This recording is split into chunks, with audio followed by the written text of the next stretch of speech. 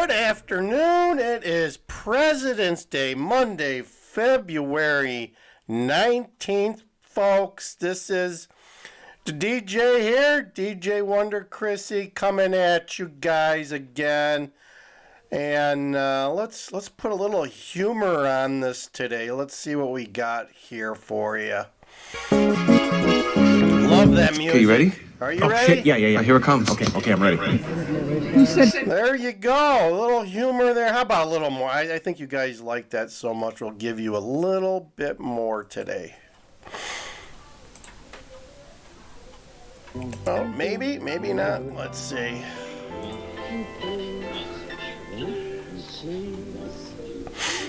Won't you be my neighbor? My neighbor.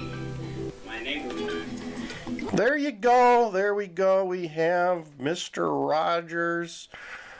Although he doesn't want to rewind for some reason. Great song to start the day, though. Please won't you be my neighbor? There you go. Little Mr. Rogers to start your day. I am DJ Wonder Chrissy. This is Migrant Mayhem. This is Land Cruiser Midwest. I'm going to play one video and then we're going to talk about the economy because everyone's saying the economy is so great. It's not. The economy is not right. No, the economy is sick as a puppy, folks. And I'm going to make a case for that. So let's, well, you know what? We got breaking news. Got to have that. A little breaking news, folks. Only here, Land Cruiser Midwest, you'll get the breaking wind news. All right.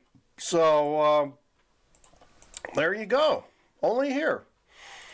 So, hope you're enjoying this. Just put a lot of effort into this show here, folks. So, let's hear from News Nation. They're talking about Chicago and the bad news. They keep, I brought this bad news to you guys a couple of weeks ago.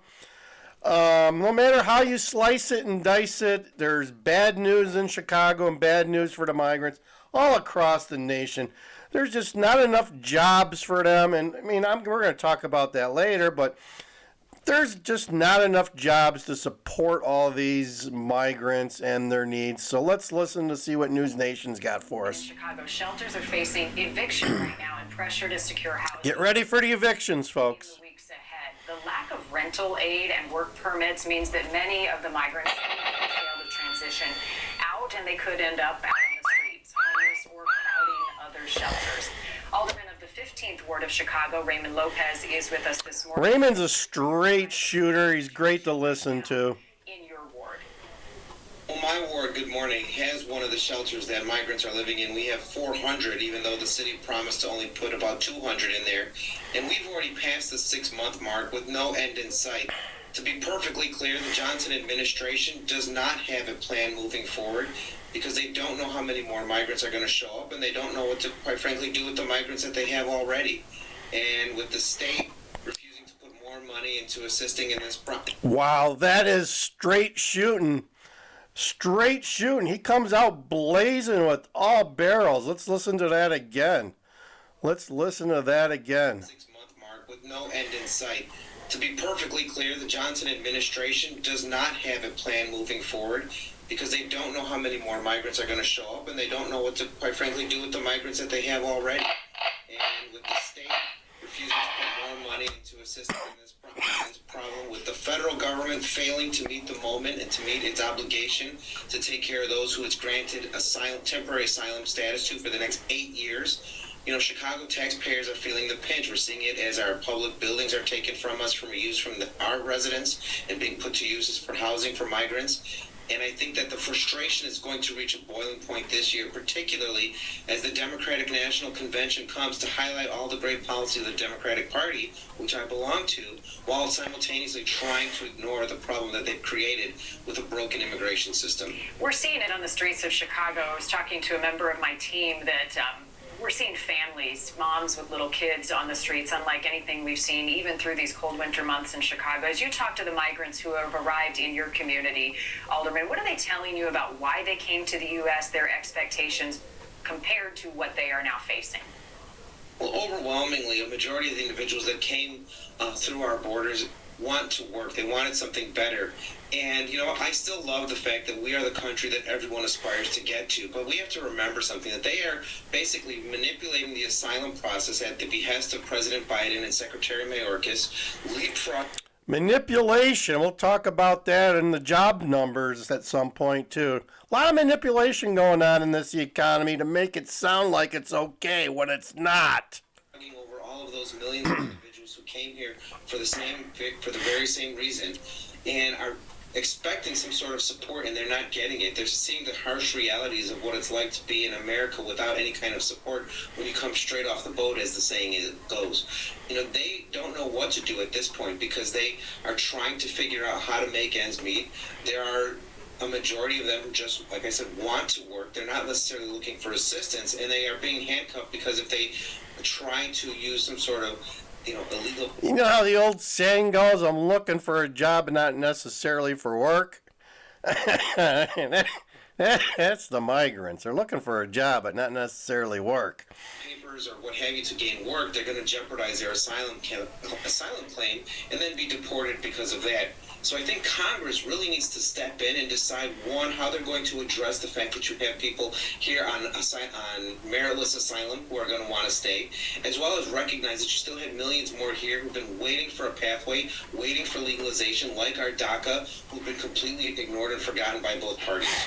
Right, so the two issues here, rental assistance once these evictions happen, and then the work permits. So in order to apply for and receive a work permit, asylum seekers must have temporary protected status, but as you know, many do not. So what is that process looking like right now in your community? How do they get it? Well, right now there is a mixture of not-for-profit and city agencies working together, trying to submit the applications. I think we have had about 1,000 people apply out of the 34,000 people that have. 1,000 out of 34. My gosh, you got a lot of work ahead of you, Ray. Here in the city of Chicago.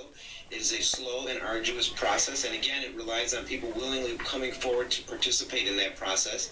But at the same time, many of these asylum claims are not going to be adjudicated for 6 to 8 years. And what are these individuals going to do in the meantime? The temporary stay. Live off the taxpayer, beg, steal, and more beg and steal. That's not a long-term solution. The only way that we can actually find resolution to this is to adjudicate these asylum claims quickly and expediently within a 6-month time frame, not a 6-year time frame. Because if they are found to be without merit, if they are found not qualifying for asylum, then they're going to be deported. And in 6 to 8 years from now, are they going to willingly come back to self-deport, as the saying goes, when they are told that they don't have grounds to stay? It's a political hot potato. It has gone nowhere so far in Congress. Are you optimistic anything will change prior to the November election to help your community and others? Sadly, we have seen immigration. Good question. Both parties politically, because it allows them to point the fingers at the other at a system that is failing. Not a lot of change, folks, when it comes to politics. Good of the United States. I don't believe that the current members of Congress are going to come together because no one's going to want to give the other guy a win. The sad part is the only true loser here is the United States of America. Thank you for watching. Go to News Nation. All I can say is we need a little Taylor Swift. Where is Taylor at when you need her, huh? Let's see. Taylor, there's Taylor. There you go. That's what we need, folks. We're the only show with Taylor Swift. There you go. Trying to push up our rankings just a little bit. Gotta love the Taylor lady. All right, let's get back to the show. Yep, that's the one and only Taylor, and we're the only channel that's showing her here. All right, so back to the real show here. Back to the real show. So, I laugh anytime someone tells me our economy is doing great, although that's the narrative, right? that is the narrative that's going on right now, is that our economy is just peachy keen and everything is fine. The stock market is going up. But I'm here to tell you a few things that people don't realize. One, that's just a narrative and it's being spewed by the mainstream media. The journalism, right? The journalism that's out there, the fake news bunch that's spewing what it is that they're spewing. And two, that the economy and the stock market really aren't intertwined. And here's what I tell you to do. Google, if the economy is doing so well, when you Google mass layoffs or layoffs in 2024, you get a whole host of companies that have cut back. Okay, we got Meta, we got UPS cut 12,000 jobs, we got Amazon, Alphabet, Microsoft, Cisco, Warner Brothers, Disney, Paramount Global, hundreds, NBC Universal, JetBlue, every industry, Delta. Everybody is cutting jobs. So how can you say the economy is doing fine? The list goes on and on. I mean, everyone's taking a chance or opportunity to cut costs. Let me get you some more names here. Stellantis, they just announced like 100 layoffs over here in Belvedere. They just got their contract 6 months ago and they're laying off. I heard GM is laying off. Levi Strauss, PayPal, Estee Lauder, Nike, Mattel, PayPal, Nike, Levi Strauss, Macy's is closing 5 of its stores. JetBlue, Spirit, United. It just goes on and on, folks. Walmart, they're cost cutting. Wells Fargo, Goldman Sachs, they together eliminated 20,000 jobs. If you have a job today, you're lucky. That's all I gotta say. If you have a job today, you're damn lucky, and you should do everything in your power to keep your job. Because without that job, it's going to be hard to get stuff like this. Okay, this green stuff, which is losing its value every quarter. We keep losing money. We got banks that are getting ready to close up. Watch New York NYCB, New York Community Bank. They're hanging by a thread at this point.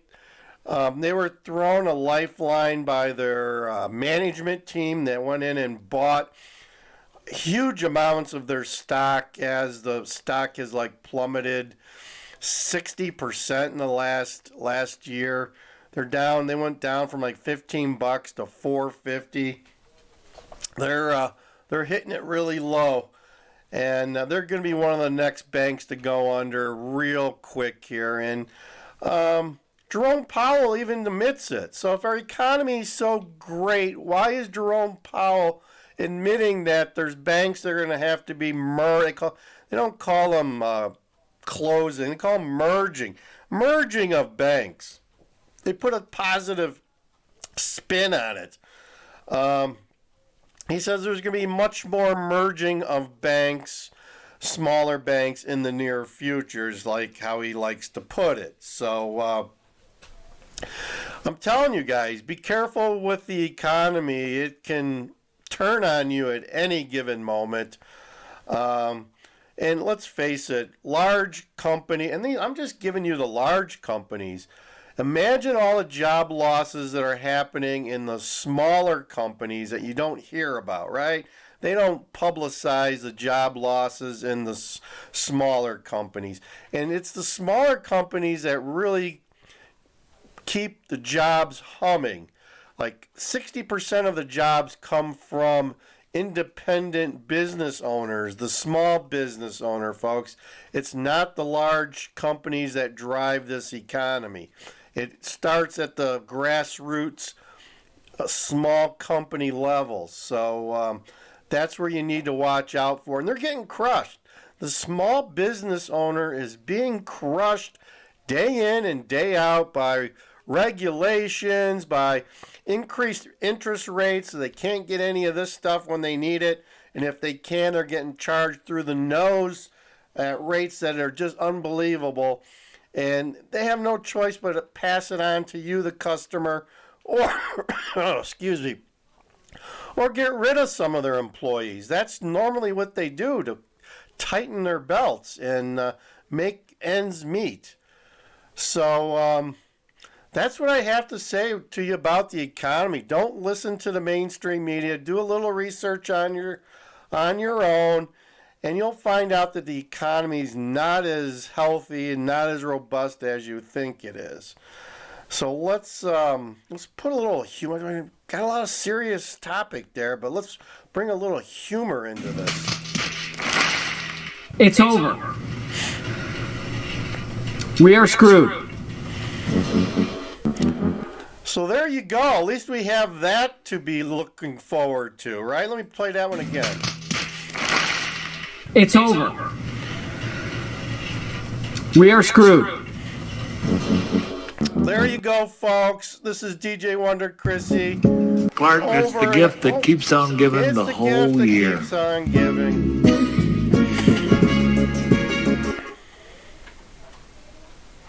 Nothing to worry about at all. Nothing to worry about, folks. DJ Wonder Chrissy, Migrant Mayhem. Hope you enjoyed the show for today. Like, share, and subscribe if you would. This is Land Cruiser Midwest. I am the DJ. Over and out. God bless America. See ya.